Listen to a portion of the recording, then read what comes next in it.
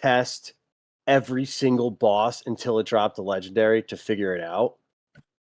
But First of now all, you can it's go not on just YouTube knowing what the gear is, and where to find the just do gear, it. and then knowing what gear works for other gear, and then work with 2 pieces of gear, work with 3 pieces of gear, with 3 pieces of gear, work with 4 pieces of gear. But in between that, find the gear. Like Yeah, you've added so many variables. That's like a year's worth of just one physical build. One yeah, build. And you just click on one video. That may take away 1 full year of you figuring that out yourself. And you know Borderlands is not just one build, but infinite. So you're yeah. just Well, robbing I mean, I yourself. think I Robbing. guess, but if we think about it, maybe like look at the skill trees of Borderlands 4, like, dude, I feel like there's gonna be builds and then you still even do whatever you want, dude. I'm doing I know what I'm doing. Turn off the internet for as long as I can. To like, all right, well, I think I'm comfortable enough. I mean, it's pretty What easy else is it's everyone else pretty doing easy out to there? not But watch Borderlands content if oh you yeah, don't want to. yeah, yeah. I mean, I know what I have to do. Whoa, With my whoa, wait, slow down. Okay, hold on a second. All right. Hello, everybody, and welcome back to the BorderBros podcast. I'm your host, MikeyDubs. Alongside me is my brother, Steve. Steve, say hi. What's up, guys? And the other Border Bro, Tall, say hi. How's it going, guys? All right, we're back in part 2 for the gameplay deep dive. We are going to be going through a lot of topics here. We're going to have to stay on the move. And then towards the end, if you guys have anything else that you want to cover, that's going to be our time to do that. Are you ready? Yeah. We are ready. Let's go. Let's do it. All right, so I have all the topics from the gameplay deep dive that Randy gave us with the other lead designers. So starting with movement. Okay, we now have 5 new movement abilities: glide, dash, double jump, climbing, and point grapple. Do these have you feeling excited? Or are they just features you'll feel yourself having to go out of your way to use? Who wants to go first? Tall? Myself? I'll go first, man. Go ahead. Um I feel like the grapple is the one that I'm the most concerned about because there's specific grapple points. You know what I mean? It's not like you can grapple off of the corner of everything. So I feel like grapple might be the one that I'm gonna have to remember to incorporate. But otherwise, I'm excited about everything else. I I think grapple, on the contrary, is the most exciting thing for me. Because if you saw it in the trailer, they were grappling not just like points of movement, but grappling barrels to use as offensive weapons. Okay, so I think in kind of incorporating the grapple maybe give you that edge where if you were to use kinetic weapons, as they said, Vex was a kinetic specialist, where you're not really using an element to kind of give you that elemental advantage. Finding a barrel in the environment to kind of give you that advantage where to kind of I think is a huge advantage, which kind of keeps your eyes onto the battlefield outside of the enemy in front of you. I think the movement of the grapple hook is huge. Outside of the dash mechanic, which Michael and I've already explained to you guys. I play on controller. I don't have as many buttons. I'm gonna have to invest in something with more buttons, but like a scuff or whatever. Whatever. We'll go to Walmart, find a cheap controller. I don't care. Dashing, jumping, with the jumping, the dashing, and the grapple. I think I'm gonna find a very natural, a very natural progression because Michael, you played Moe's. You were basically standing still, playing AFK the whole time. What is this all Well, about? don't even. Okay, no, it is. It's true. Tall and I were playing Zane, and we were almost built for Borderlands 4. This is our game. Speed, speed, speed. I am so ready for the new movement mechanics for Borderlands 4.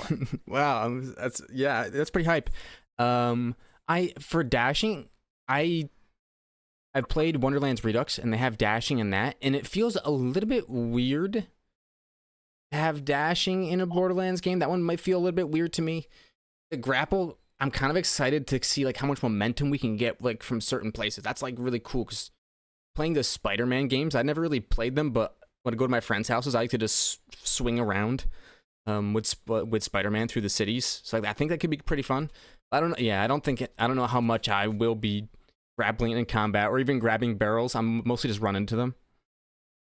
No, Tall, do you think they're gonna be pieces of gear where it's like, hey, you're gonna have X damage or X whatever while airborne, so it kind of incentivizes you to be grappling, getting off the ground as much as possible because of amount of points you can get off the ground. Yeah, I would be surprised if if one of the Vault Hunters had that in their skill trees. Now we've had that when the pre-sequel where while airborne Oz kits, you get X amount of crit damage, base damage, and it sounds I like mean, this game you're in the air all the time. Look at the trailer. You're like, it's constantly in the air. Borderlands. It's Borderlands. Like we know that there's a legendary shield or something that will allow you to like infinite glide or something like that. And because Infinite glide.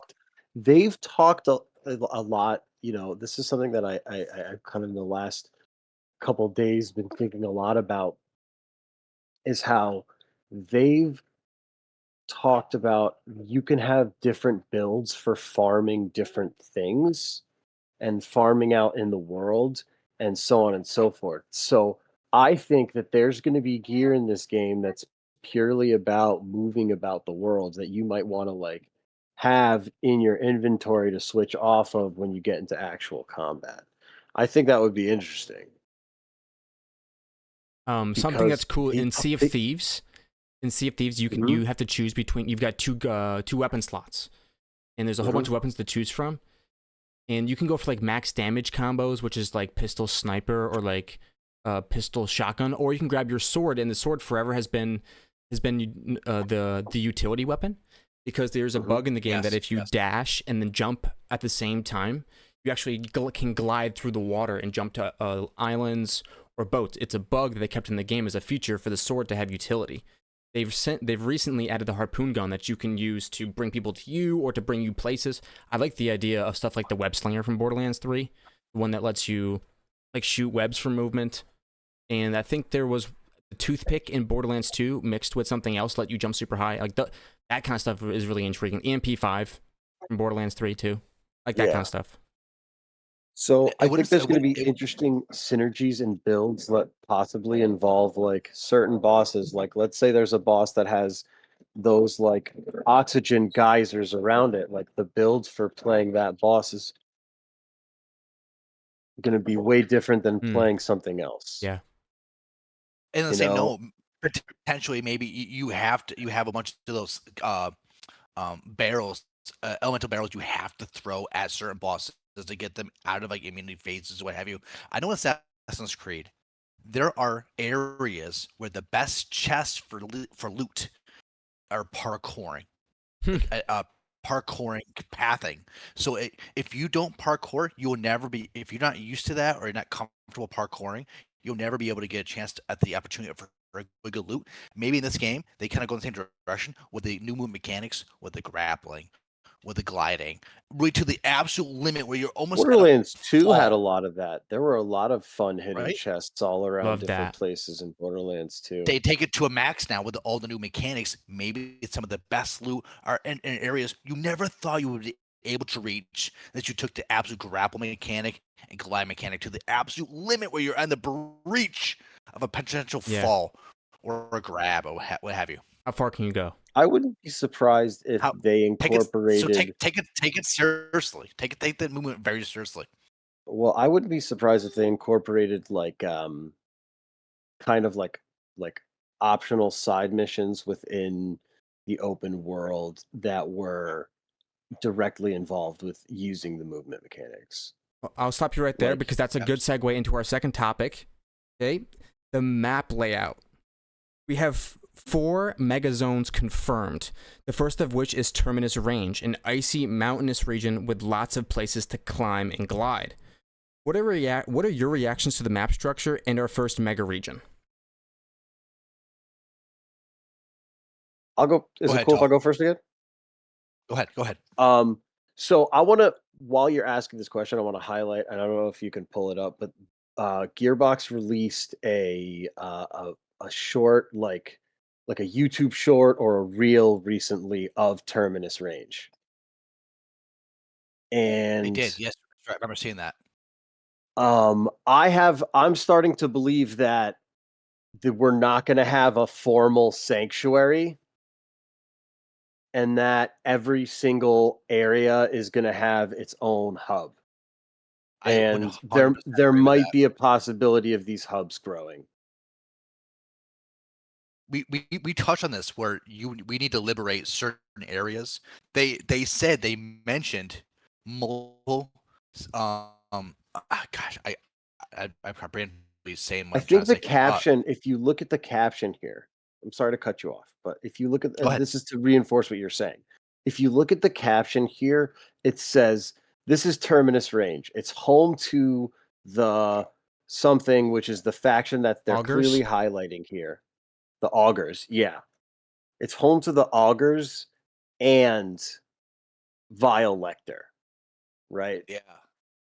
Right. So There's some I have a feeling that you're going to be jumping from area to area, and maybe it's the kind of thing where you land on Kairos and you have the option of choosing which area to clear first, but you need to clear all four in all order four to is a go final. fight Yes. the order. Or maybe there's the option where you don't clear anything and you can just go fight the order off the rip. Who knows? Steve, I wanted to ask Trying you to about maybe this. possibly give you the option of a non-linear story. Sorry. No, go. I No. am no, I am getting massive like progression through environment vibes from what they're saying. We have 4 core areas. You need to liberate per area to acquire the ultimate, like the final area. I'm not quite sure if this is easy, hard, harder, and you can access it at any point, or you can kind of pick and choose, or or if it's story progression throughout. But they definitely said 100% you have multiple safe areas. And when I watched the deep dive when the skill trees came up, it's just a little hint. The reset skill was on the menu for the skill tree, so you don't have to go to an actual station. Interesting. I'm not sure if that's like if that means anything to our conversation, but I just know that this is one less thing for a sanctuary that we used to have. So they almost are going away from a one space shop to, hey, you're in a safe area, you can still acquire the sanctuary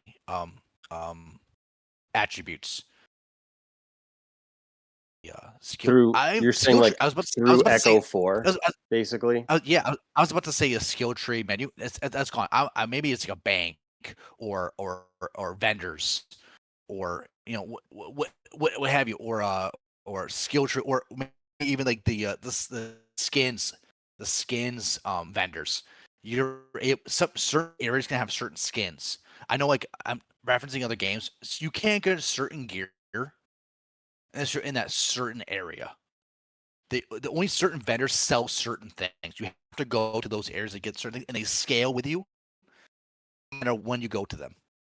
And Yeah. this could potentially where they're going, because it's such an open world. You can bounce around between the. Let's say, Michael, you said the 4 Or was mega zones. I don't 4. I'm not sure if that's what the true number. That might be something very interesting where we're in one zone for a long time. I don't know. Could be something very interesting. This could also, Michael and Tall, lead to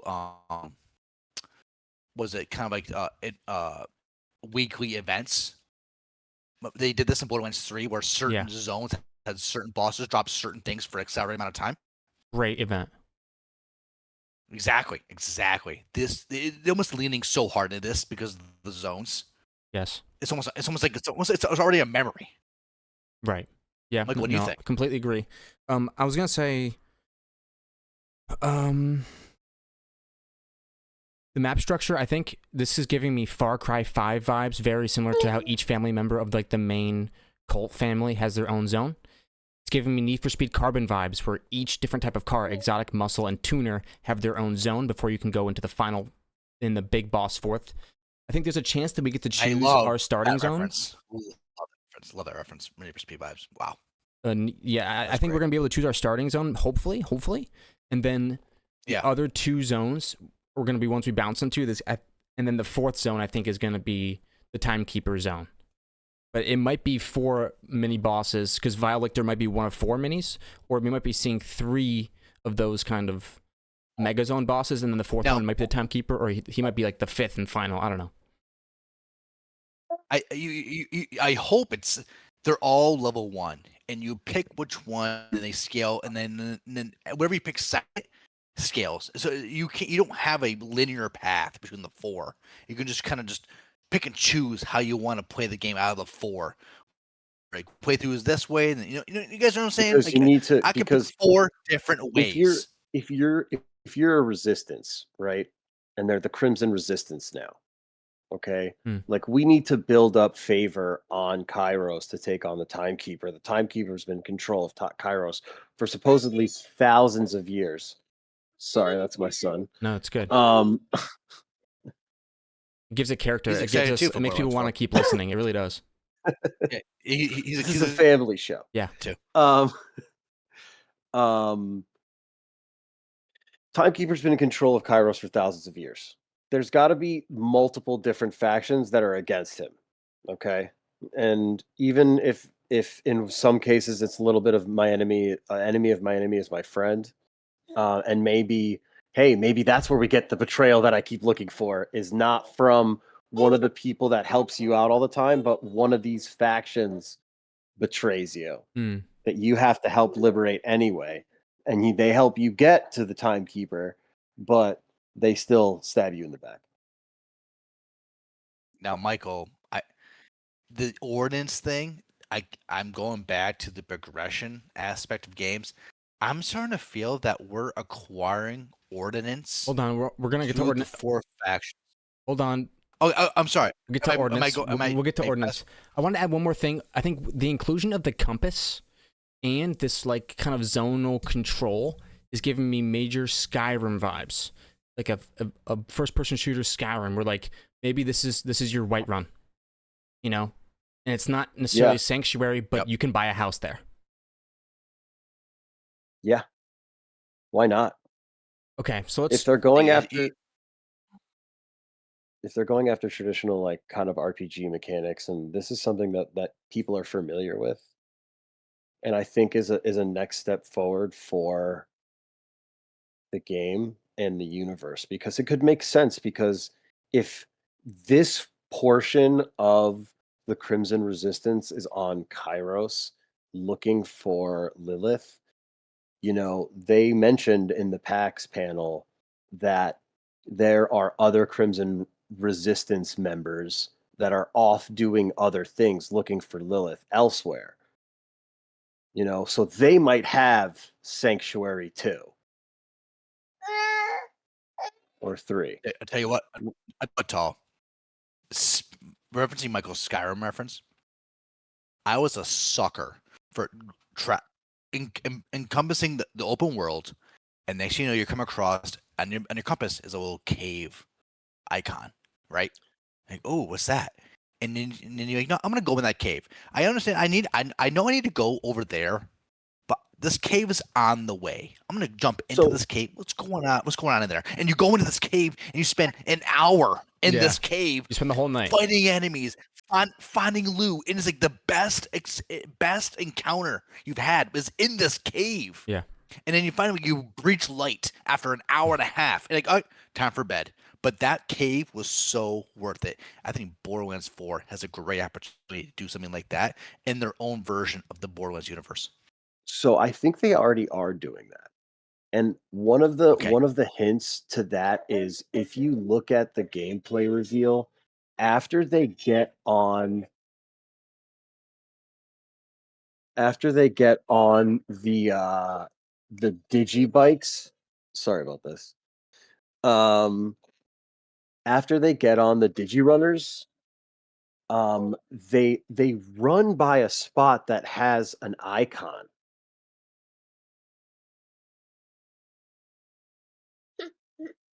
Like, I They think it's run the by a deep dive video. Yeah, it's the deep dive video with the live gameplay. No, sorry? but I remember you saying. I remember seeing something. I'm not sure if the compass pulls it up, It's not but on the compass. It's actually it but you see shows it. up in front of you like an AR overlay on your HUD kind of thing. Like Yes. Yep. there's it's off onto the left side of the screen when it comes up. You kind of. This is what I'm talking about. Imagine you're on your horse on Skyrim and you're kind of traversing through the world, and you're just like poop poop poop poop poop. Oh, look, there's a No, garage go with a back, door. go back. If it's closer to right when they get on. Oh, when they pop on. Okay, when they pop on for the first time. Okay, got it. Yeah. Probably this little area right here to the right, to the left hand Yeah, side. yeah, okay. This little So you're gonna see it. You can already see it. that little dark space right there. No, It's they've used that potentially not the for dark space there. pawns. That's also potentially something. But that's not what I'm talking about. Just let it run from here. You'll see Ma- it. It's gonna be on the left. Imagine Boom, right there. The little flag. I have seen those flags a couple times. So I'm that assuming I thought could those were like be a, vehicle stuff. but why would it be vehicle stuff? I don't know, maybe We don't know what customization, it but is. yeah. But that's just another sign that there's other stuff out in the world. Now, Michael, you see those like old like those. Like, remember you said Borderlands 2 and Borderlands 3, those like dark caves that where the enemies would spawn out of. Yeah. Yeah, You most of imagine you can like see something you can spawning walk. out of it. Imagine you can walk in those things. It's like I'm gonna go inside those. There's a Deal den with in a there. absolute horde. Yes. I think that's kind of like the Is idea there of a what little Dark skag Thirst coming out? Dominion is. There's a skag in there. I saw a skag coming out of there. Like Okay. these dark spaces. Yeah. So Go ahead. This is a good Or time to whatever go that thing into is. our, because this is exactly where we want to be. Let's talk about dynamic weather, okay? Gearbox is adding storms into the game.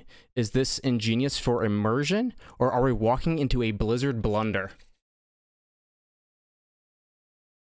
I'm not as enthusiastic as with this announcement, because when they brought this up in PAX West, he kind of regated him. The word I'm looking for is he kind of like doubled down, like, hey, you can't see well, it's gonna impede your vision.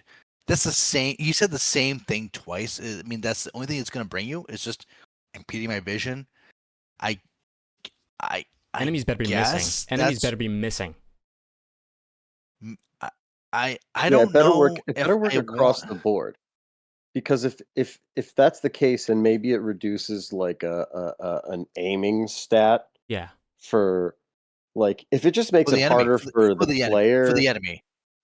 Yes, Yeah, like but like I if want for the enemy instance, to be hard to see me as well. if it's like snowing and the enemy has a harder time seeing you in the snow, maybe hey, you want to do runs in the snow because you can run right by heaps of enemies Mm. and just go right to the boss and not even worry about any mobs because they can't see you. Michael, That's a good point. if it's raining what if it's raining and the enemies are all applied was it the fire or the electric, whatever it Soaked is? was shock and It's buffed. cryo deal bonus. So it's everything. If it's snowing out, everything is frozen or is that cryo? You know what I mean? You using the environment to your advantage. Not only is it a disadvantage to your visibility, but you're using it as an offensive ability as well. Interesting. Yeah. I like to kind of see used both ways. I really like the I'm idea of just like a fog hoping rolling in, and then you can just like sneak around. Yeah, if fog rolls, next thing you know, if enemies see you, any guys like you play flak. When enemies don't, when you're not in combat, you get plus critical damage. That's interesting. You're using the environment to your advantage. That is interesting. By the way, I just want to point out real quick that Rafa looks so cool. Like, the more I see him, how much detail he has, it's just like he just looks so cool. Anyways, so we kind of have like a mixed take of like, I thought really we would be all about remove the storms, but maybe there's some I mean, something there. listen, we're talking about how we would love the mechanics to work, but at the end of the day, like I just also want them to not like crash the game or make it just difficult to play. Hmm. You know what I mean? I'm Okay. all for it if it makes sense and it works. Hmm. But if for some reason it's going to impede gameplay and it's going to make things weird and you know if in reality and the way the dynamic weather is kind of more of a cosmetic on the environment than anything else, for all we know, the gameplay we're looking at now, this is the snowy one. You know what I mean? And rain is like a little bit rainy, and hot has like maybe hazy effects in the background here and there. You know what I mean? Right. As long as it's Mike, not overdone and it makes sense, even if it's just cosmetic, I'm cool with it. I'm they're excited to I see what agree. they're it can showing, be. yeah, they're showing zero of the environmental changes in this. Michael, can you go back before we encountered Tim? Like, can you scroll back before like we're approaching Tim, but now like we're not quite there yet. Like we're mobbing a little bit. The space I'm talking about. I'll find it. You don't go back too far. Yeah, you're fine. So on the HUD right there, pause it. On the HUD right there, next to the shield, you see those two oh shoot, we just had it. Sorry. We just had it. You're so close. No, you're fine. This is the part of the live commentary. So as you're looking for it, right there, pause. You see those two indications right there. I I know we're going back with questions, but this is more of like the line character, what I'm seeing on the screen. You see those two indications, the two, and then that, and then two, and whatever that is next to the shield. I think that's the Now Reth kit. That's maybe we charges don't on the know Reth what kit. I love. Tall, thank you for bringing that up because that only popped up when later in the trailer they rev kit and it was a health buff. But in this moment, this Vex didn't do any revving. I'm assuming now this is a team buff because Rafa might be doing something on the side, which is then giving Vex this buff. Because because later in the trailer there was nothing there. She rev kit, and then as soon as she rev kit, there was an indication right there in that spot for a medical buff. Interesting. That And could be. I'm That like, could oh be. I mean, yeah, it's it was right exciting there, to Michael, right see in here. because You go they could be what they could be doing is they could instead of having each character have, life steal mechanics or anything like that, by incorporating a healing mechanic that is an item related and a gear related thing, you do two things. First off, you free up the rest of the skill trees to not worry about having to heal through your skill trees, and everybody now focuses on healing through the items. But then also it adds an additional gear chase to having a better or perfect right here, build. right here, tall. Boom. See that? Right there. She installed that Run herself. it again. Run it again. Right there. Yep. Michael, you can double click it on the left side. 5 seconds back. Boom. Installed her rev kit. Boom. Right there. Now before those indications were on her screen, but she never did any rev kitting at all of any kind, either rev Well, kit isn't or a isn't that stamina isn't buff. that when she got the second wind, right? Like so, yeah. That she meleeed, got This, the yeah. second wind. Well, she got the second wind, nothing there. They went out of her way to rev kit, and then indication popped up. So that's what I'm saying. Back in that clip, I think Rafa's doing stuff on the side, which was a team buff, which applied to her as well, because she Interesting. wasn't doing any rev kitting at all. She was just firing using action skills, but she was getting stuff. So I'm assuming that I thought those were kill skills, but I mean that's kind of cluttered. Usually Michael, They are. They're usually the kill definitely skills kill skills. bottom. You think those are the kill Yeah, skills watch right when there? she gets a kill. Right there. Watch when she gets a Okay, kill. so Watch what we have happens. so we already have kill skills Yeah, those were Okay. propped, and then you could see there's like a little Still hasn't gotten a blue. kill. It's like There's one. What? Oh, they're kill skills. So that's what. Here we So go. There's that's two. in the kill skills. Yeah, that's where the kill skill. That's where all your buffs are gonna look like they're gonna be. Instead of Yeah. in the So center of your buffs. screen above your health bar. So that's gonna be kill skills and rev kits are gonna be over there on the side. Boy, tall, Zane. We filled up the entire bottom half of our screen. Oh yeah. We How once in once the once world are they gonna fill up if the capacity of what Zane can do in that section right there between the shield health and the action skill button? That's Yeah, gonna be insane. it's gonna be full. It's gonna be It's gonna be full. full. Okay, That's gonna have to be. completely full. Hopefully, that's something you can toggle on. all right, we're gonna have to keep it Sheesh. moving here. We're hitting the half-hour mark. We still got some topics to go through. Okay, so we're still gonna staying on maps for now. I do have rev kits coming up in a little bit. But silos and map vaults. In Borderlands 4, we can unlock vision towers or silos to access glider launch points and hints to vault key fragments. Are you excited about silos, or are they just going to be another chore? I'm excited. I'm excited for silos because I loved playing Assassin's Creed and getting those high points is something I go out of my way before playing the story.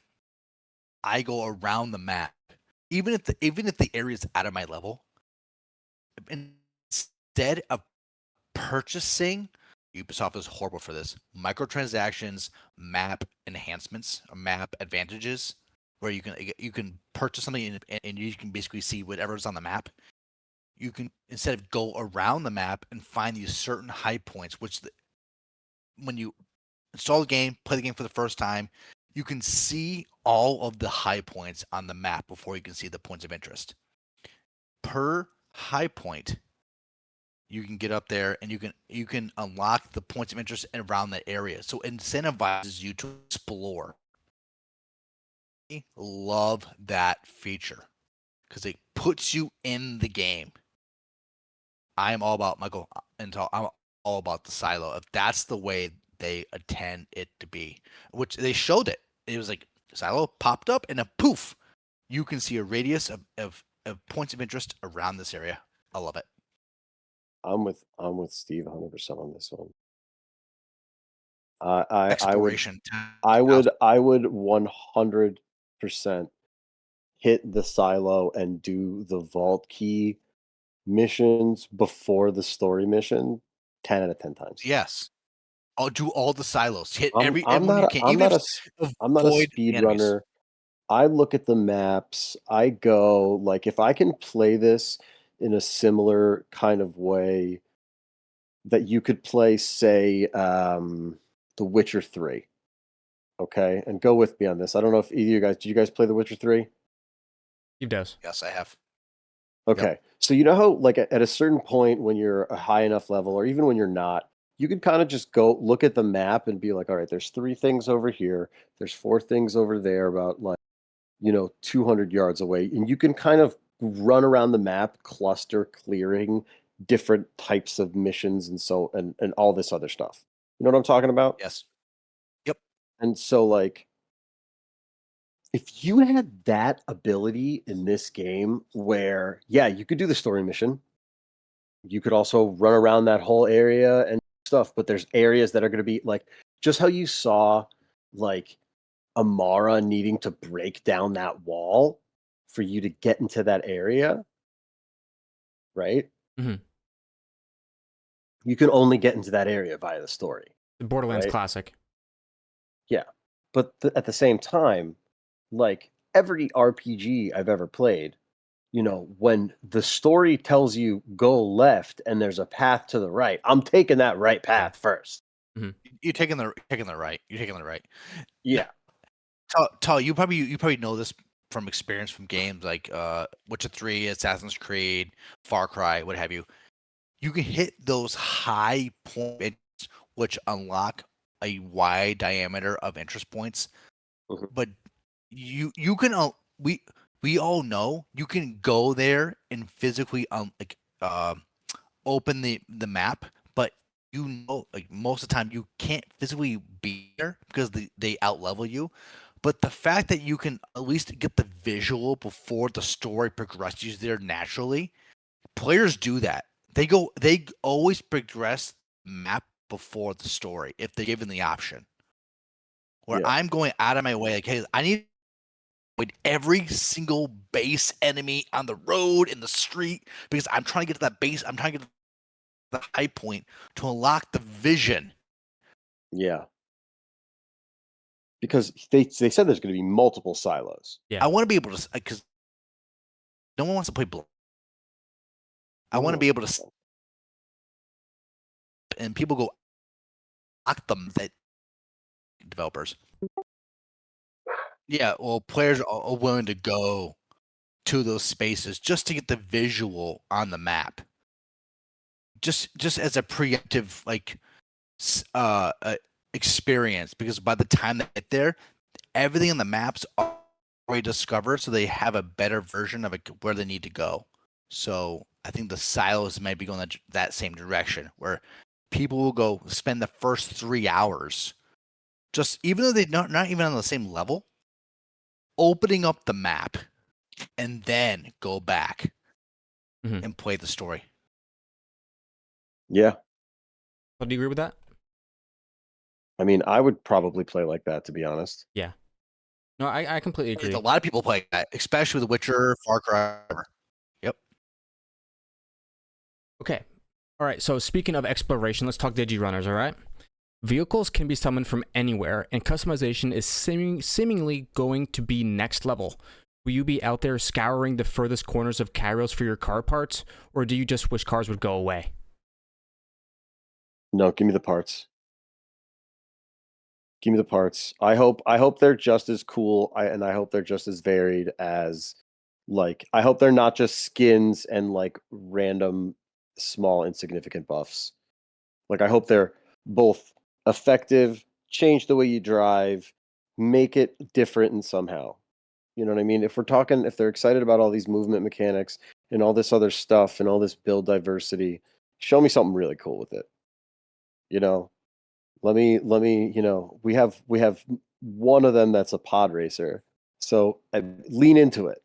You know what I mean? Let me see some pod racer skins. Yeah. let me see some different sounds. Let me see some different, like, speeds or weights that make them handle differently. That's what I want to see. I want to see the legendary whatchamacallit parts. I want to see the legendary Digirunner parts. Oh, I had never even thought about something like that. That's a great idea. You know what I mean? Yeah. Like, I hope that the part system for the Digirunner is similar to that. Maybe not as hardcore. Yeah. Maybe they're all the legendary ones are unlocked via the story. You know what I mean? I think you're talking Borderlands 5. I think you've unlocked what Borderlands 5 could be. Modular car parts. Randy, call me. Get off Twitter. Whoa, Give me a we call. like Randy. I like Randy. I think he needs to stop. He needs to get off. All I'll say is I think he needs to get off Twitter. No. We love Randy. We love his Twitter. We love everything about Randy. Okay, I wrote for my first topic. I wrote Randy in all caps, but then I crossed it out and never looked back. So that tells us about where I'm at. Well, yeah, and that's about that. That's all we have to say about that. Steve, what do you think about the Digirunners? What are you thinking? I love Randy. I'm already thinking. I'm playing Amon, and I saw he had a chopper-looking motorcycle, potential, vehicle, and if I can put a flame decal on that mofo, oh my gosh! If I can get flame shooting at the side, chopper-looking mechanic, I am all about it. Guys, it's all about customization. It's all about personalization. See how they very carefully. I'm sorry, off topic. See how they very carefully scroll down to that traits. They didn't highlight any single skill. Double click back 5 seconds there. It just like he was like very, very careful. Very careful. Like, I'm just gonna scroll right down the middle of the string. But yeah, Michael, go back to your point. Digirunners, give me all of the variations, because before, guys, everyone shared the same vehicles and didn't really feel special. But now everyone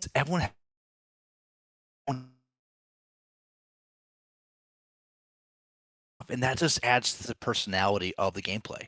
So I think that contributes to the player, and I love it. I cannot wait to explore it. Yeah, I can get Another I can thing get that on I board want, with you guys. I think I'm when I see a car that has got something cool on it, that's when I would go for it. But I didn't necessarily really go hunting for car parts. But maybe this time around, maybe I don't will. go out of my way though. so I'll Yeah. say two more things about the DigiRunner is that if it's fun to drive that thing, if it feels fun in game to drive that thing, and the map is so big, and to kind of go back to the point we were making before about silos and being able to explore the map, like I mean, there were parts of, like, for instance, The Witcher 3, if we're gonna keep going back to that as a good highlight of how big RPG maps work. Like, riding the horse sometimes was just fun to go from place to place, or like in a Spider-Man game, web slinging from place to place. Like, there's something therapeutic about it. And if you're able to capture the same effect driving around on the DigiRunner, like it's really exciting in terms of Now, exploration Tall, would you because be would you be cool if I'm on my bike from Amon, right? And you don't have a vehicle, but I asked you, hey, jump on my bike, and you're like a backseat passenger on my bike, because every vehicle can be like a passenger option. Would is you be that do okay we with know that, that? or Oh yeah, I would everything totally be okay with that. I don't I know. think that would be cool. I It always just liked everything that has to be a feature. single passenger. I liked that Just jump on the in back. Just jump on the back. I liked the idea of jumping on the back and not necessarily sitting in the gunner seat, but in the technicals when you can be in like the bed of the truck That's my favorite. The and you could the use bed of your the bed of the truck. Yeah. and Yes. you could use your guns from the bed of Yes. the truck. Fun. And Yes. it was like, Yes. that was fun. I Remember, enjoyed that. oh, you brought up a tethering thing. I mean, nah, that's just maybe the tethering of a wagon, and you're in the back of the wagon just shooting your gun. It may be If a thing, and I'd be That would totally never be down a thing. for it. That sounds amazing. I would love that. I know it sounds Give me amazing. But I'm give me the down. I'd be down murder for it. wagon. That would be the murder wagon, dude. Hold You on. just The murder wagon. Yes. because you just be shooting. Like, if you think about it, if you get to a point where you're like, kind of running a new game plus, and you're just running around with like max level gear, just murder wagoning around with buddy, just to enjoy the map and just pick stuff up around. And, oh, we're gonna go fight this boss, and then we're gonna go, on and off and on and off and on and off and fight this boss. Just hitting the what is it, the replay device or whatever. Miss Moxie's Yes. Encore machine. Encore machine. Thank you. Sorry, it slipped my mind. Um, and then, okay, we're gonna get back on our DigiRunners. We're gonna run to this other part of the map, and then we're gonna fight this boss, and we're gonna encore machine that boss 10, 15 times until we're happy, and then we get bored of that, and we go to the next one. And if they can nail this gameplay loop, okay, in terms of endgame, between bossing, traveling to the next boss, and having things to do along the way that are both meaningful and fun, fighting the next boss, hitting the replay machine, sorry, the encore machine over and over and over again until you're happy with the loot you got, and then going somewhere else. I mean, how without having to do any save quitting, without splitting up your party at all. You know what I mean? Like, Yeah, definitely. the possibility for the seamlessness is really good if it works. Now, Michael, I'm in a garage, like I mentioned before. My sanctuary garage are going to pull my vehicle into my garage. Tell me, is this happening? Well, You think so? You want a garage? You said. I want to be able to pull.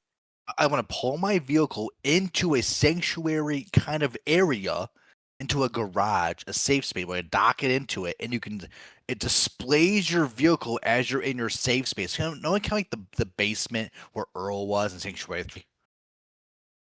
Yes. Yeah, that would be awesome. You know, kind of like that. But your vehicle is there, and you can customize it there. Okay. You Yeah. can, it's I'm always liking it. you can jump on it. You want It's more vehicle it's stuff. interactive. You want can more, jump not on it. less. Yeah, and you can jump on the vehicle and you back out of your garage and you Okay. can go. It feels like a real thing. Yeah. I like Guys, that. Like it's there. kind of like pulling into We- a custom we can shop do it. and Exactly. GTA. Let's go. Okay, so we will talk about. Let's go. So we got to keep going here. So let's go, kind of not blitzkrieg, but a little bit less time per topic. All right, let's talk. Dynamic events. So will the randomness of world events and bosses be fun enough for you to just go out, spend time running around clearing the zones, or will these patrols be more annoying than anything? No, I think they're awesome. I think they're awesome because just like I was talking about before, about being able to kind of flip on bosses, and play them over and over, going to the encore machine. These dynamic weather events and these dynamic, world bosses spawning in between that, and every run between areas or every time you run through an area, it being different. Just like how we talked about in an earlier pod about like where areas could be taken over by different factions if that was a possibility. Um, I think it just makes every area now more unique because something else can happen there other than your run of the mill thing. So now we're talking about, you know, eh, I don't know what the RNG is going to be on the spawns for different areas, but it's potentially infinite possibilities.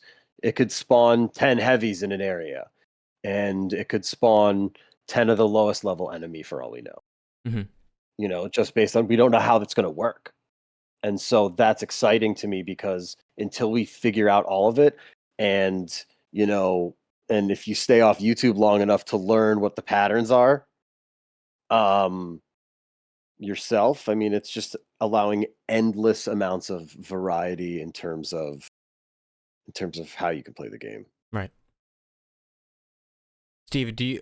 So I wanted to So dragons, okay, another game. Dragons in Skyrim. The first dragon you fight, you're like, whoa, your blood's pumping, your hands are shaking, and you're fighting this dragon, and then that's the one from Whiterun, but like the first world event dragon, like the first one where you're just kind of on your horse running through the woods, and the dragon drops in your head, and you're by yourself, and it's like, oh my gosh, like this is kind of like the world event boss I'm thinking of, and it was really cool. I would never remove that from the game, but there is something to it as well. That's like when you're trying to just do other things, having a dragon drop in your head, especially when it's like an ancient dragon of immortality, can be like, okay, I'm just gonna leave the game and go play NASCAR Thunder.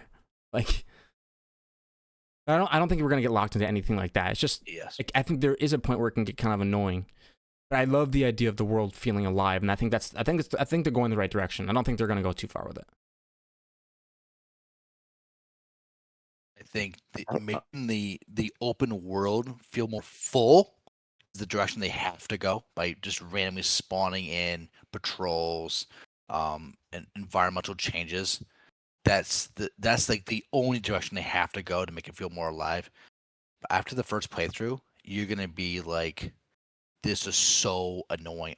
I know, like I already know what Z is. Like I'm A to Z, but I have to go through this BS to get there. I already like, you know what I'm saying, guys? Like the first playthrough would be cool. All right, let's fight through everything. Very, very fun. Oh, boy. But I mean, just to, Or well, I think you cut out completely, Yes. Steve. Yeah, sorry, Steve, you're cutting out a little bit. I'm gonna be. Paul, you go ahead. Do you have an instant? Oh man, I'm sorry. No, you're okay. Well, You're so okay. so kind of to counter that, like, if you're just gonna bop around from spot to spot and don't want to deal with the world bosses, I'm assuming that the world bosses are going to occur in between spawn points and not near spawn points or fast travel points, and that the areas near fast travel points are going to be more related to story bosses, Mhm. if you would. So let's say you were playing endgame and you just wanted to run story bosses, you could probably just hop around from from fast travel to fast travel and not even have to interact with the weather, not even have to interact with any of the possible world bosses, and you can play the game the way you want to. Whereas if you say wanted to interact with those things, you could take the Digirunner. Right. Because at endgame, I think, and there's been some talk about this in the Borderlands community about like there being no true Vault Hunter mode or ultimate, you know what I mean? Right. TVHM, UVHM, like that's all going to be gone, It's a relic, an and artifact, that something of the past. you're just going to be able to just like rerun story missions or whatever. And I guess if you wanted to, there's probably going to be a button to just reset the story Right. if you wanted to just play through the story again and just go through it all again, and Is that'll that a button trigger all the in your missions and menu, or all is this the. somewhere you, I don't know how that's going to work. I have no idea how Probably that's from the going to main work. menu. Probably from the main menu, or maybe it's something that you have to do at like, maybe for instance, let's say towards the end of the game, once you approach end game, right? Like maybe Sanctuary shows up and you'll be able to unlock Sanctuary as an area, and then maybe Mayhem mode is then all activated on Sanctuary or whatever. Or like, you have all that stuff. So, Sanctuary shows up as after you beat the Timekeeper, and now you unlocked Mayhem mode because you have Sanctuary show up. No, But it they wasn't mentioned there in the before. PAX West about quickly you kill how quickly you kill the boss depends on how like about the record ability. You guys catch that? I think they were more talking about the more time you can replay it more times per minute if you kill it faster. That's what I got from that. Interesting. okay. All right, so next topic. I think we can hit up all the points on that for sure. All right, co-op. BO4 has a big emphasis on co-op. They've added personal campaign difficulty and teleport to friend mechanics, removed co-opetition mode in favor of instanced loot, and split screen is available. Are these meaningful improvements to the co-op experience, or is it the same car with a different paint as BL3? Steve, you want to go first? I'm taking advantage. I'm getting my wife in this game with instant loot, different difficulty. I'm forcing her into this game. Thank you, Gearbox. That's all I have to say. Thank you. It does lend itself for hardcore and casual players to be able to play together whenever.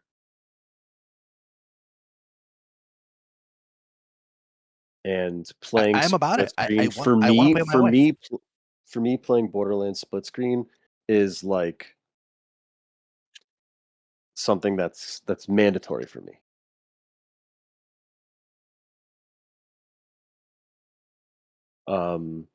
Because I've My always wife wants played to play I've with me, played every so Borderlands yeah. split screen. Borderlands 1, 2, 3.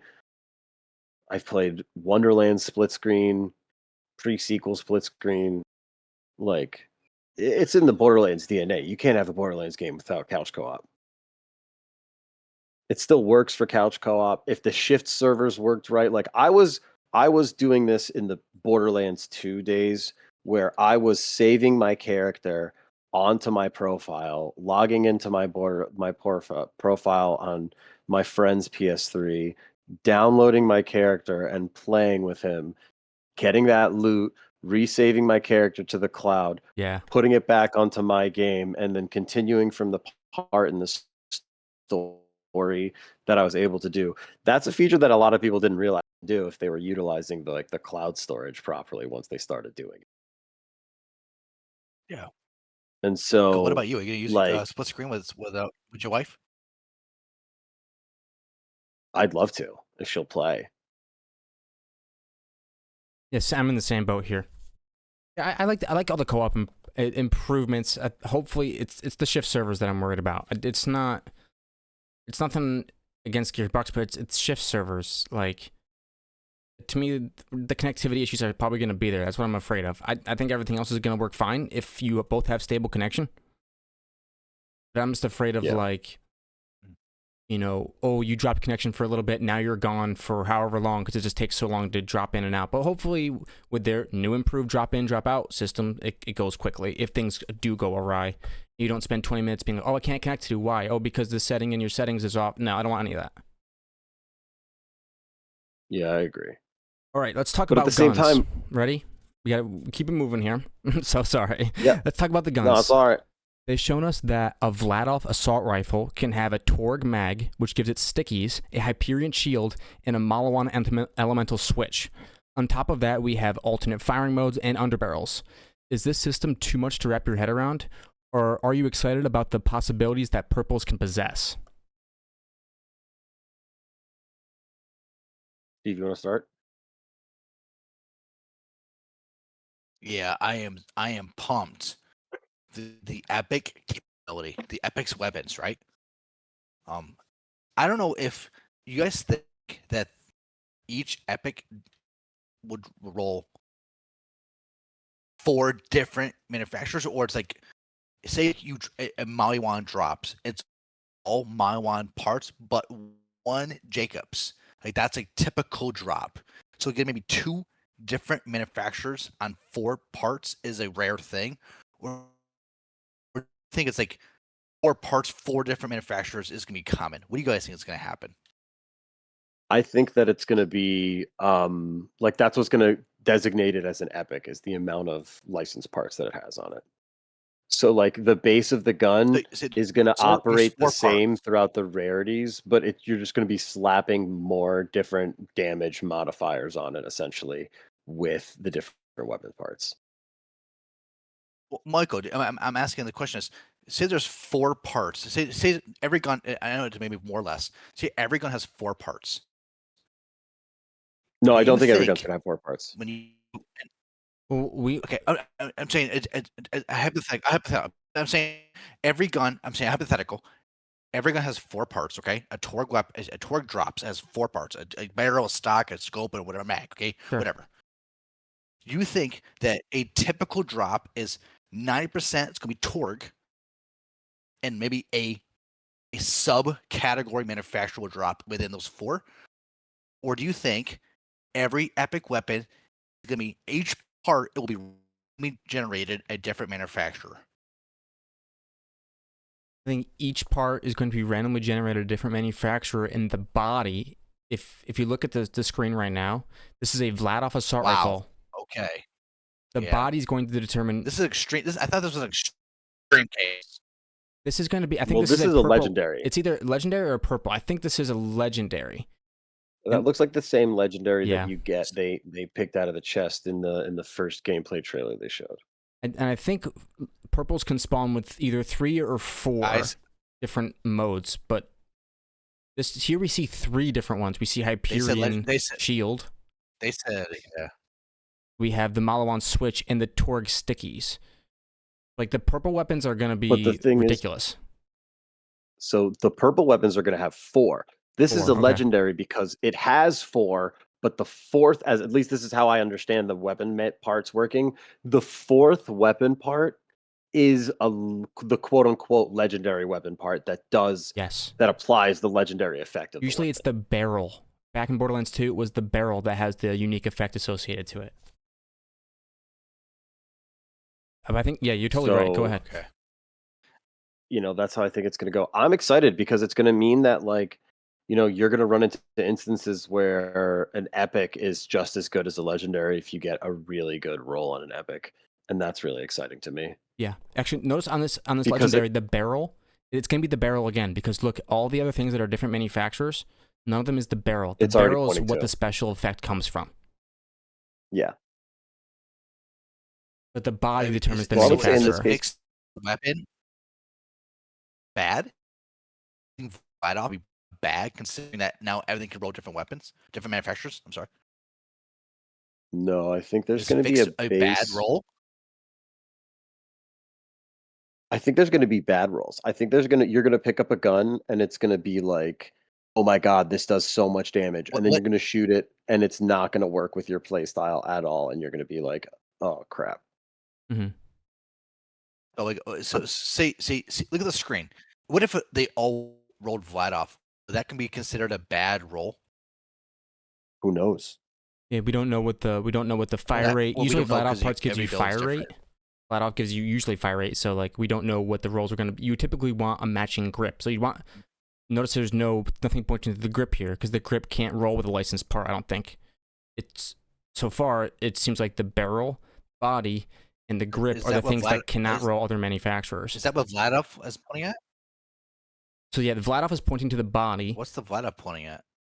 It's pointing at the body, definitely. Body. Okay. This weapon, we don't know its grip. To me, I would assume they would show a matching grip, so that might be Vladoff grip. And the barrel's the legendary barrel. I don't think grips are a thing anymore.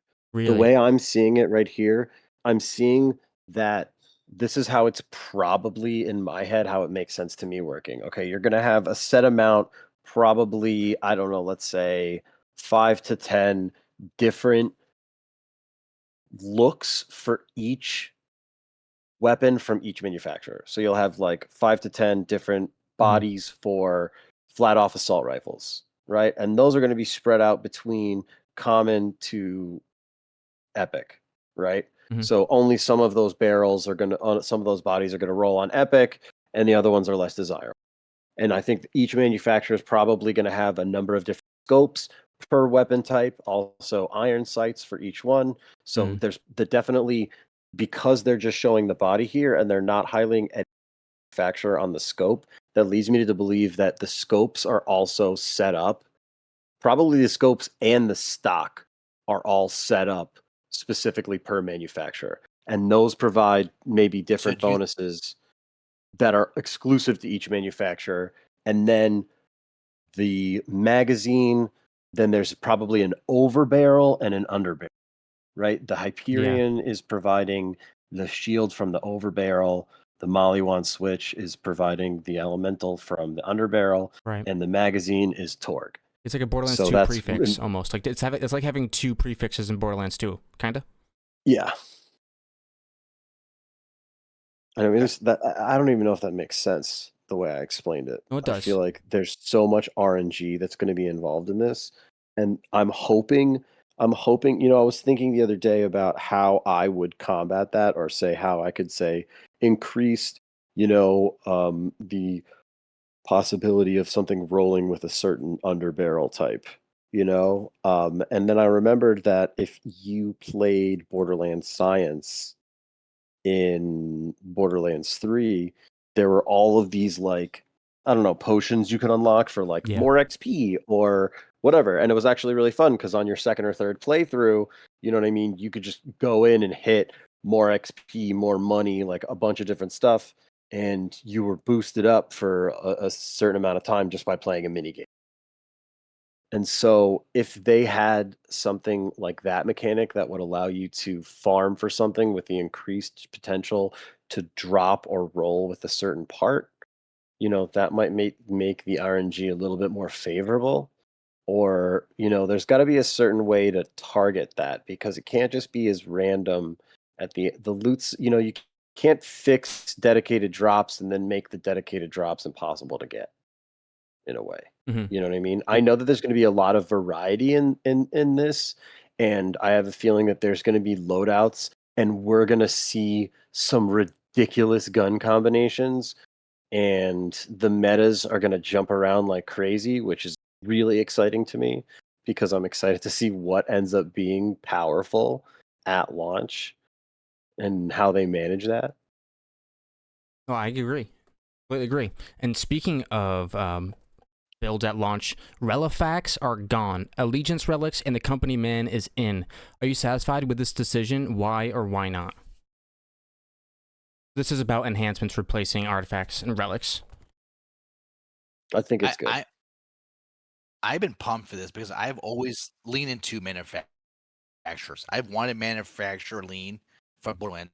I think the manufacturer has been such a foundational pillar in this game.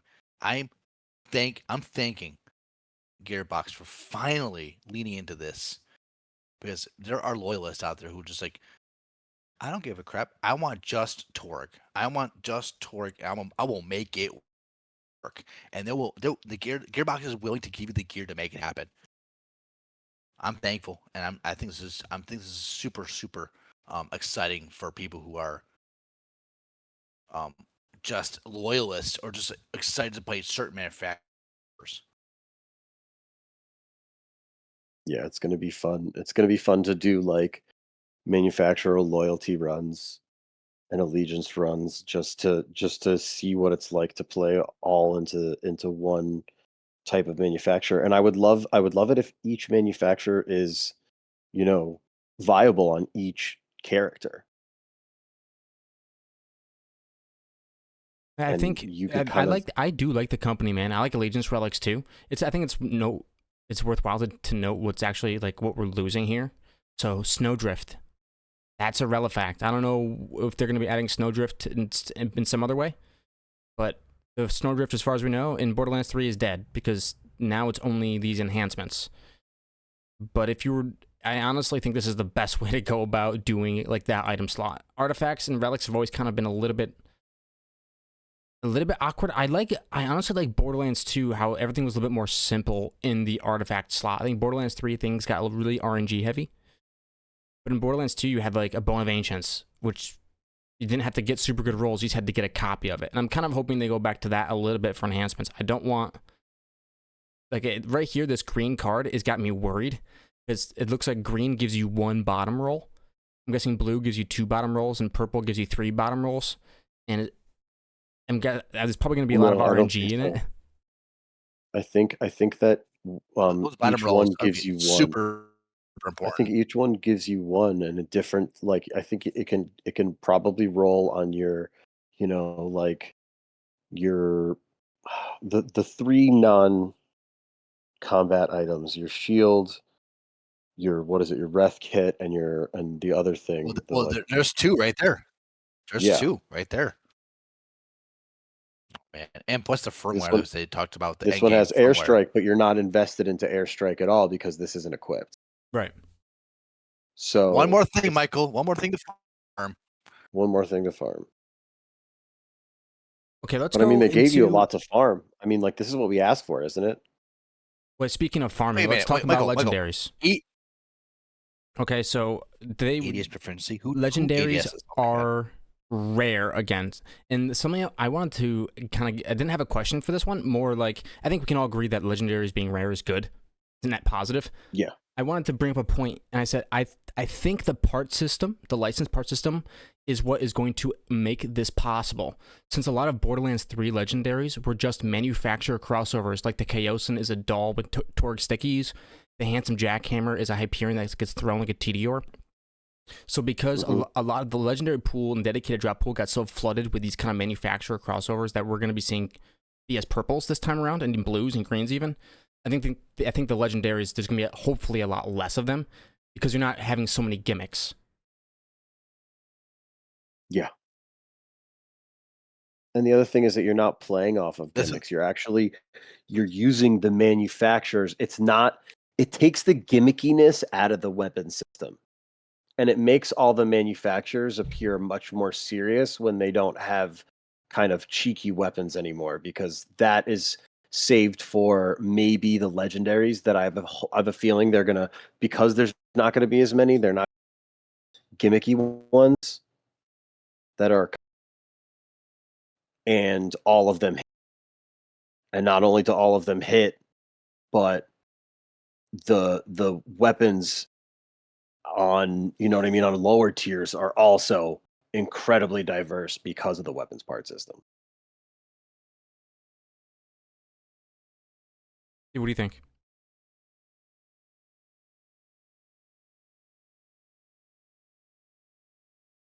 Steve? I think we might have lost him. Okay. Let's go. Okay, Yeah, so we're Steve, what do you think about legendaries being more rare? Do you think it's gonna be feasible? I think 100% feasible if they drop the number of legendaries, obviously.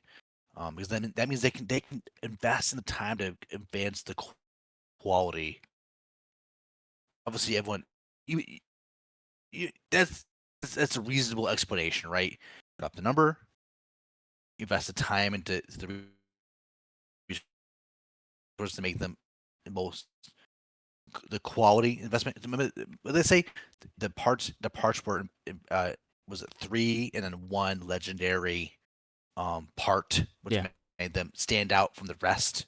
I think that's really really important. So I think we're gonna know exactly how many legendaries there are based on how many bosses, because I think they're gonna be 1 per in the world, and I think there'll be plenty of bosses in this game.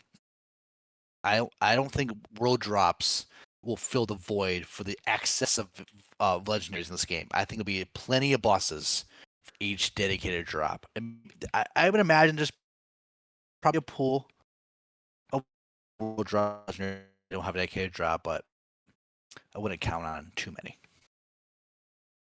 How do you feel about the dedicated pools? Are you excited for the dedicated pools, Tall? I think that I'm hoping kind of the opposite. I'm hoping that there's a lot of legendaries, and I'm hoping they're tied to a lot of different bosses, and that there is places to go and get. Because think about it, we have so many different pieces of gear now. We have ref kits, we have this, we have that. If we have legendary ref kits, there's an endless, endless thoughts. We can talk about just what the possibilities for endless kits are for an hour. Right. For legendary ref kits and legendary you guys want legendary shield? Do you guys want that legendary gear outside of weapons? Yes. You guys want legendary shields and legendary ordnance? Okay. Yeah. It's a good question. I think it's a worthwhile conversation. I mean, I think it's a part of the game. You know what I mean? Everything has that legendary tier to it. So any new piece of gear that you introduce, I'm automatically assuming there's going to be a legendary portion of it. That's why I said what I said earlier about the Digirunners. I want to see what the legendary Digirunner parts look like. Because to me, that's a natural progression. Mm-hmm. Right. Because towards end game, a lot of us were in most Borderlands games are running full legendary builds. There's maybe 1 or 2 pieces of gear that's not legendary. Steve, you would like to see a shift from that. You would like to see like maybe, just like the best purple shield being the best. But that's what the weapon part system. I am actually looking forward to seeing. Yeah, I am looking forward to seeing epic builds actually taking over YouTube. It's like, hey, this epic build outshines all YouTube builds. Try me. Like, let's match the numbers. Go. I think the game is this way now, but due to the license part system. Right. I 100% agree. I agree with you. Hey, because if purple gets an extra roll, that means that it could be great. Because that extra... It's going to be an arms race. It's going to be... Yeah. Epic versus legendary. Epic's versus legendary. It's going to happen. Yeah. Yep. It's going to happen. Speaking of ways to get your arsenal up and running, let's talk about ordnance. So grenades and your launchers are now a single spell slot. How do you feel about it? What does this mean about your choices for your weapon slots? And I've got 2 different follow-up questions. I'm wondering if they can be used in Fight for Your Life, because that's the whole point of launchers for a lot of time, was to save for Fight for Your Life. They mentioned in the video how you save them for bosses. I didn't really do that much. I'm more of a save it for Fight for Your Life kind of guy, so I'm just wondering how, how that would work. Anyways, what do you guys think about the ordnance? Yeah. Tall. Tall, let me take this one. I mentioned in the very first episodes that I was looking in this game to make rocket launchers work for the first time in my build. I never went out of my way to make them work. I think this caters to players who have never made them work before. Okay. And I am so excited for the first time. It's almost like it's easy mode now to make them work. Vex, the skill tree.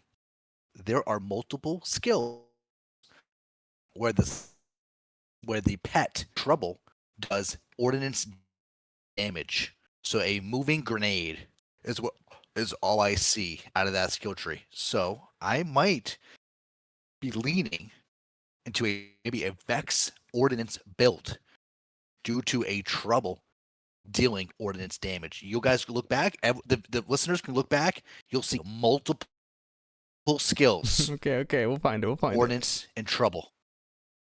Interesting. I'm guys, I'm I telling didn't you, even notice that. And there's two different ways you can play that episode too. 2. Yeah, absolutely. I remember you saying that. There's two different ways you can I play said that. I 'cause want you to play rocket launcher. Because if trouble is say tied to ordnance, and maybe you can start pulling maybe there's a skill that allows you to pull stats from your ordnance onto trouble. I think I located Ordnance logo skill tree. I think I figured out what the Ordnance. It's not this skill tree. It's the next one where trouble. It's the boom. See the 0 out of 5 to the far right hand side, second down. Far It's right, that one? second down. I think that is the 0 out of 5. It is the second one down, far right hand side. That's the explosion. I think that's the Ordnance logo because every element in the game or aspect has a theme. Melee, pet, an element. Okay, I think that right there. Pause. 0 out of 5, far right. I think that is Ordnance. You'll see it again in the middle, from the bottom, second from the 0 bottom out in of the middle. Yeah, I see it. Yep, I see it. Oh, okay. So you're saying the little I think skull. that's Ordnance. Yeah. Because in this skill tree, the augmentations for trouble are Ordnance buffs. Interesting. So she's leaning into Ordnance in this tree right here, which is weird if you were to pause, Michael. The left side, the very far left hand side, see how it's frost. 1, 2, 3, boom, boom, boom. Yeah. You see yeah, that? it's frost, and then the 2, one 3. on the far right. The first tree they showed was all radiation. 1, 2, 3. So where's the in the packs though? If you Yeah. the first tree, it's all radiation. I noticed that. But he mentioned radiation specialist. I mean, I'm sorry, kinetic. Where's the kinetic? I don't see kinetic. I'm looking for the logo for kinetic. It might not be in this skill tree. Look, Because radiation, right there. It might not be the skill tree. Where's If you're the thinking kinetic? If you're thinking kinetic damage, I would think that the kinetic damage would be on the Reaper skill tree much more. I don't want. He I'm sorry, I don't want to go off on a paired tangent. kinetic but damage with lifesteal. So noticed. the lifesteal skills are going to be the ones that give you. I think Tall's right. I think Tall's got it. Okay. So you don't get the full lifesteal unless you have I think they're tied together kinetic somehow. damage. I think a lot of things. But you guys a see lot what I'm of saying with things the together. Ordnance there? Yeah. Where's when they hover over her action skill stuff? Ordnance damage is like boom, bonus ordnance damage. Whoa, like whoa, that's awesome. And then I noticed 2 skills. That right there. It's hidden in the description right there. Look at ordnance damage. I see 2 ordnance 0 out of 5. So 10 skills. 10 for ordnance damage. I am assuming because it's a big. It's like a pow. Because guys, it's all in the picture. The picture says 1,000 words, Yeah, right, guys? Vex definitely picture goes says boom. 1,000 words. Yeah, That's wild, and that's the capstone. that's my thoughts on ordnance. Vex may be the guy or the girl. Sorry, Vex may be the girl. I'm for excited ordnance. for Ordnance. I'm worried about how much I'm going to die and fight for my life. But we're going to move on. So 3 action skills are back, but this time they each have 4 half-size skill trees to go along with them. That's a lot of skills. Are you hopeful for the skill tree build crafting? Definitely. Oh, I am pumped. I mean, we've already touched on it a little bit with the ordnance conversation. Oh my god. This is one skill tree. You know what I mean? Like this is one branch off of one skill tree. There is how many more of those in the game? Right. People on Reddit have been doing look how many actual counts. paws. There's going to be like 300 something skills. So this is so that was the vexation. This is the it's kind of hard to tell what they are due to the illustrations, but when she goes to the trouble skill, I started counting all the paws. So you would assume, right, Tall, that's the melee trouble kind of situation there. They're everywhere. I mean, the crafting is It's incredible. gonna be big. Amon, Amon, that's the skill tree I want to see Yeah. with all the whips, the axe, Well, the shield, we're gonna the get hammer, the spear. What is going on there? not gonna lie, I'm Are those really excited for the are spear. those all augmentations? All This the is, I mean, you just said that you can. Oh my gosh, theory craft. Just looking at the screen, but it's off the illustrations. right. Yeah. The way I see it is that for Amon, I think each one of his skill trees is gonna have 2 different augments that are gonna be the weapons that he has available. So one of them is gonna be like shield and spear. Just shooting. Another one's gonna be the 2 axes, and a great sword. And then the other one is gonna be a whip and something else. And so I have a theory. Running theory is that he's gonna have six different weapons hmm available because he's gonna have the hammer too. Yeah, there we go. That was the one I was Very gonna say. Moe's like. Oh, I just noticed this, Tall. Know how I said before the incarnate skill tree, the far left was all radiation, and you go to trouble. It's all the far left is all frost. Look at the far right. I'm seeing a lot of electric shock Yeah, damage. I'm Shock seeing pet, that, and shock there's 0 out of 5, 0 out of 5. So we don't see the Spectre skill tree out of this. no. I think this is a lot of elemental went into these characters. I'm just saying every element's being implemented per tree, but at the very bottom though. I don't see no elemental there, just radiation to the far left for the incarnate, the vexillation, whatever we call it. Boom, radiation. That's all we see. I don't see anything else elemental wise in this skill tree. This one looks like a more crit gun But based skill tree. Yeah. Here's your crit skills. yeah, it looks. Those Guys, look if like we're all taking a gun snapshot of skills. this, Michael, That 03 is probably Michael, mag capacity. Mike, if you take a screenshot of the skill tree, you see damage. If I project what the illustrations of the icons look like, I see damage. Guns, skulls, radiation. I'm seeing damage. Yeah. She's definitely gonna do lots of Not damage. just this is not just damage. I see this is also leech Yeah. Yin because yang. you have a lot of Leech. a Okay, lot of you see leech. Okay, you see leech. I see leech here Yang because you have yang. that What's that? once. What's that yang situation? I feel like that yin and yang probably has to do with like fire rate and Whatever that star Is icon that is. ordinance? Is this the ordinance? how your Oh. stuff jumps around. Like There's a maybe star here. actually There's being also able a to star in fire the down middle. There's a star here and a recoil star here. arrows. They're different. Star. Michael, I think that's movement speed. It's I think it's feet. I really do think that I looked at that. I think that's movement speed. At the bottom, middle bottom, second tier at the bottom. But yeah, I threw that yin yang. I think it's ordinance. Oh, I feet. really do. see. That's the logo they chose. The yin and Yeah, I yang think for that's movement ordnance. speed. Yeah. Yes, I That's think either it's. movement speed or that's It was. cooldown Guys, because that looks like a fan. talk to me when It when does the look like a game fan. comes out, and if ordinance is on that skill, I want money. I want money. On the yin yang logo? Yes, yang. If ordinance is part of that skill, I don't want see it. I don't think the star. I don't see Just it. buy me lunch. Okay, I will for sure. I think the star is ordinance.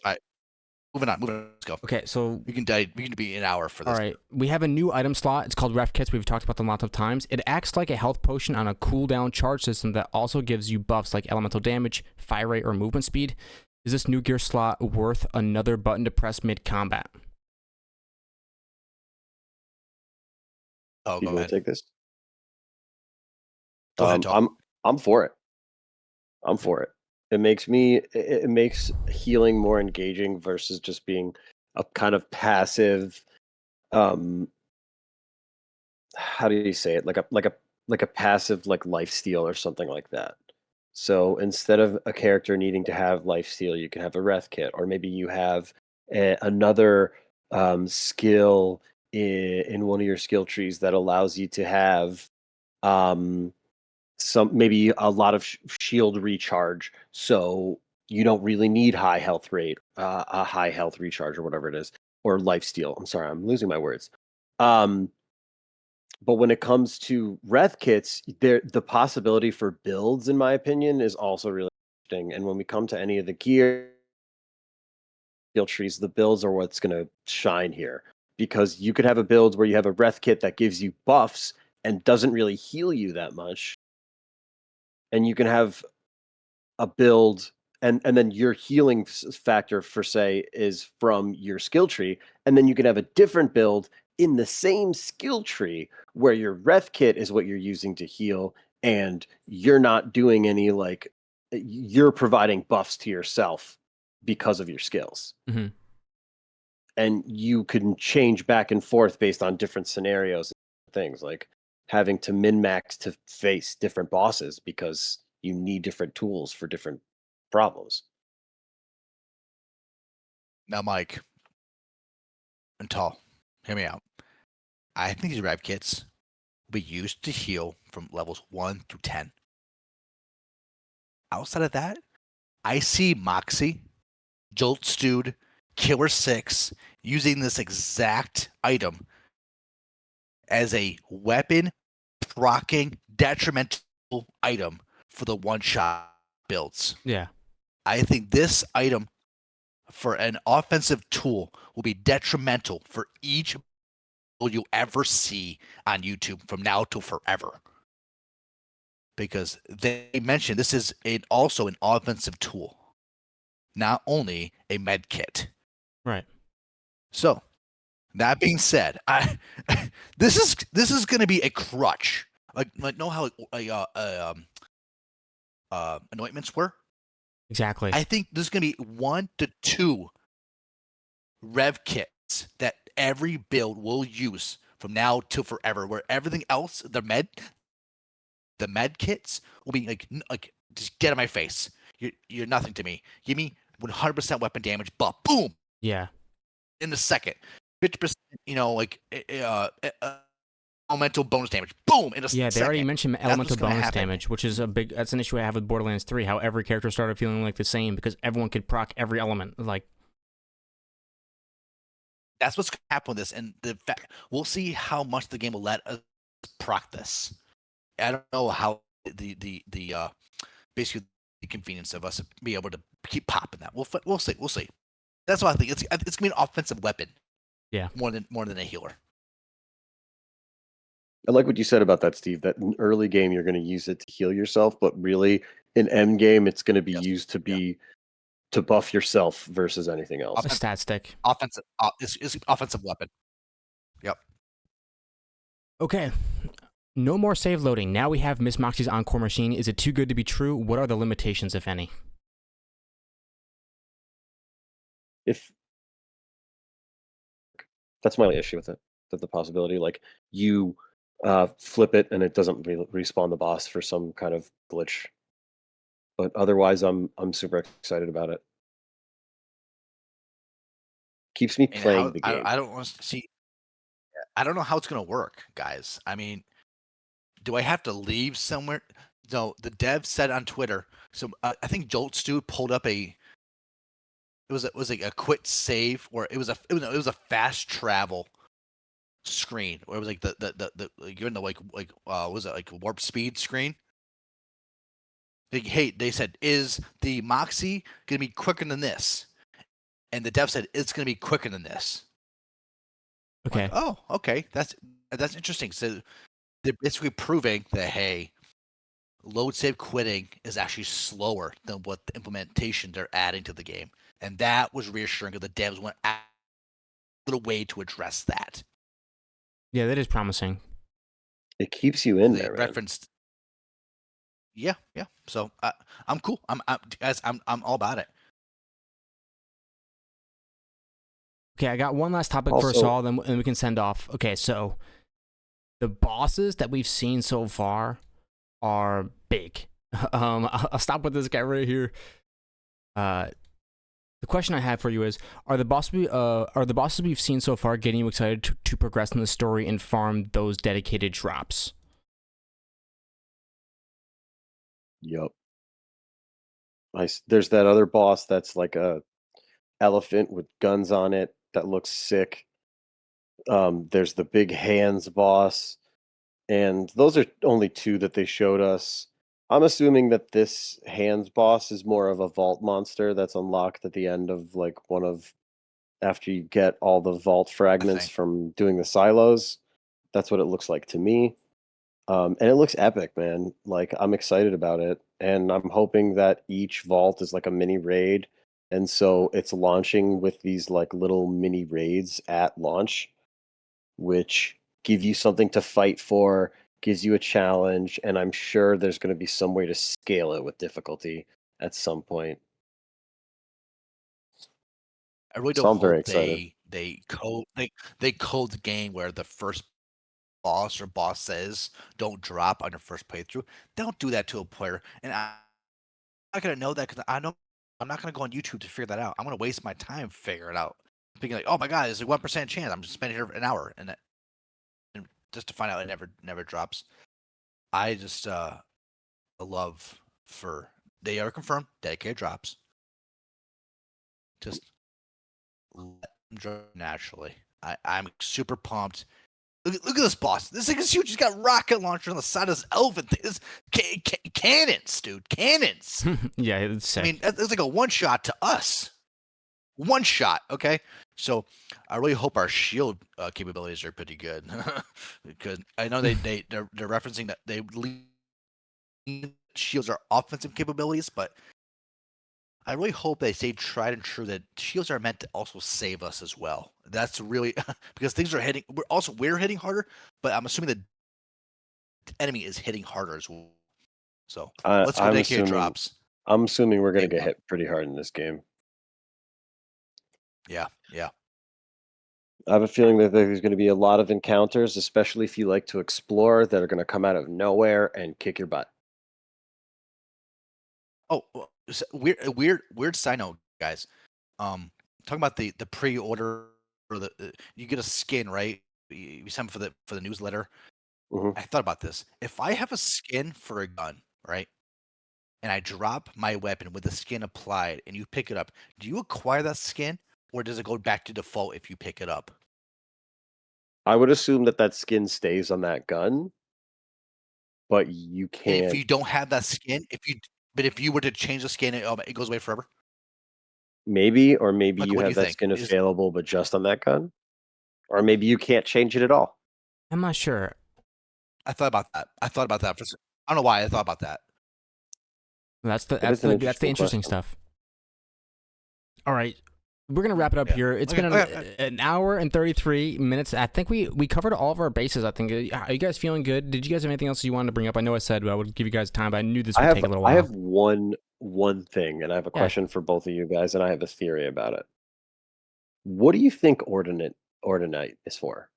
Because I'm starting to believe that Ordinate is strictly to it's like picking up shield recharge boosts on the ground, and that all it does is it lowers your ordnance cooldown.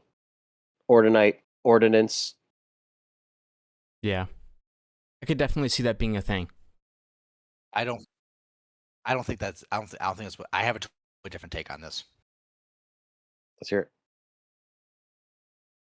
I think Ordnance is a EXP progression to the story. I think you need to acquire enough Ordnance per level, do X in a certain environment to blow up something because resistance are bursts. I think Ordnance because in the PAX West, she said Ordnance blows up SHIT. I think ordinance is used to it's dropping constantly, and I think you acquire it like as an experience bar, but as more of a progression. If you need to acquire enough of this to be able to move on or to unlock something, right?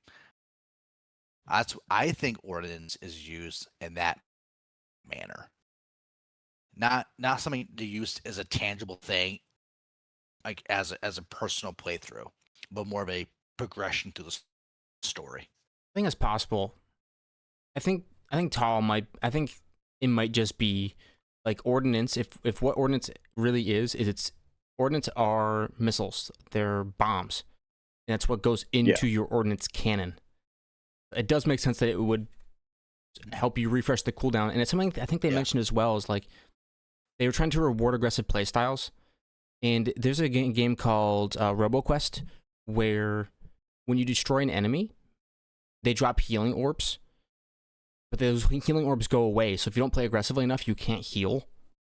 But if you play super aggressively and play perfectly, then you can always heal up the damage. I'm thinking maybe that's going to be their way of like telling you to play more aggressively, is maybe ordnance drops and then goes away, and then you don't get the cooldown to get your ordnance back up. Or there's only certain, maybe Ordinite only drops if you get crits or something like that. Hmm. I think Ordinite refreshing the ordinance would be appropriate. It's kind of like an in-combat only effect. But at the same time, like Randy has said, the Ordinite, and so is that a mislead when he says it? And what we're talking about is or you know what I mean? Which is it? Yeah. But they already said it wasn't a currency, so I don't think it's going to be the new Iridium. It's not. Right. It might be a cooldown. That's a really good question. Ordinance. It makes sense. Yeah. Yeah. Great pod, guys. Great pod. Yeah, Steve, you got anything? Yeah, man. I got really nothing. I really hope the legendaries go from common to legendary. And I know Randy referenced a pearl.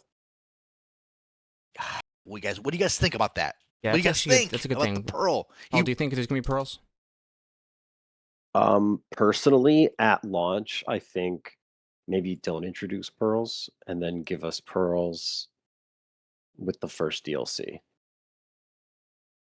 But DLC like 4, like the very end. It's like, all right, you guys, not at the very end. The you introduce it. No, you introduce it to like be this like really mythical thing. You build up the suspense for it, and then you release it with maybe the first unpaid, like the first free DLC.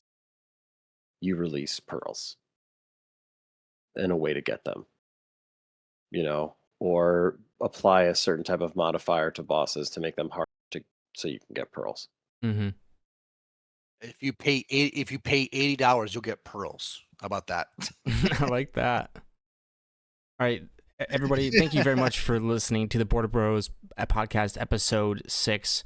So if you want to see more videos like this one, subscribe to the channel, and if you've liked what you've been listening to, go ahead and take the chance to drop a like on the video. We will see you guys next time. See ya. Peace.